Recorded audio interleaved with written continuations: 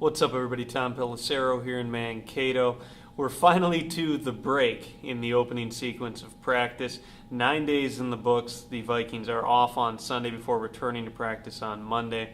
The running theme here is the inability of the Vikings to keep their starting offense on the field. Adrian Peterson finally back out there today. Wasn't allowed to participate in the live tackling drills, but was back doing more than he's done in quite a while during the evening session.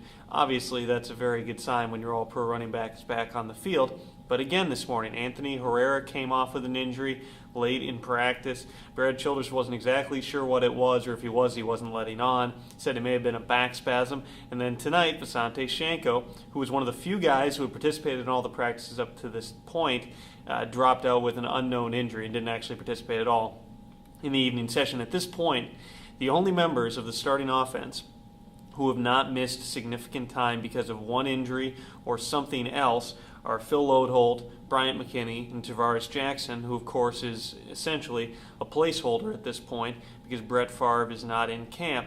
I asked Brad Childress earlier today, does that make it more difficult to evaluate not just the progress of your offense, but also your defense? And he said absolutely, because when you have lesser receivers replacing the likes of Sidney Rice and Percy Harvin, with all due respect to Greg Lewis and Bernard Berrien, they're not the same players that Rice and Harvin are.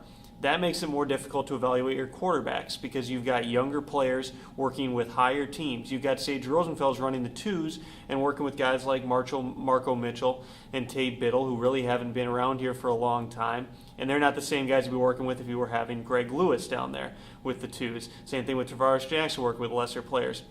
And of course, the guys Joe Webb is throwing to are a lot of really young players and rookies, guys who aren't overly familiar with the system. The trickle-down effect from that is your defensive backs are also covering receivers that aren't as good. It's a lot different to test yourself against the likes of a Sidney Rice than it is against the likes of a Greg Lewis. The entire thing kind of has a snowball effect. You've also got younger players playing along the offensive line. John Cooper, Chris DeGear, seeing a ton of time because Sullivan and Hutchinson Herrera all have missed some time.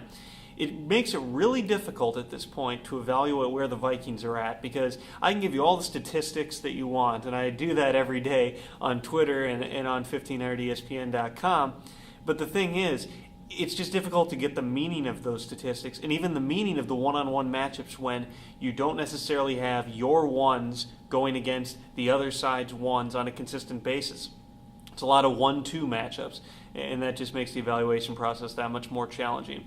We'll see where we are next week. It sounds as though Peterson will be ready. Sidney Rice, his hip could be something that's coming along. I would kind of guess that they're going to hold him out through that first preseason game and bring him back the following week just to be cautious with it. And Percy Harvin also should be back on the field early next week and should potentially, assuming that his ankle that he tweaked the last time we saw him, will be okay to go for the preseason opener.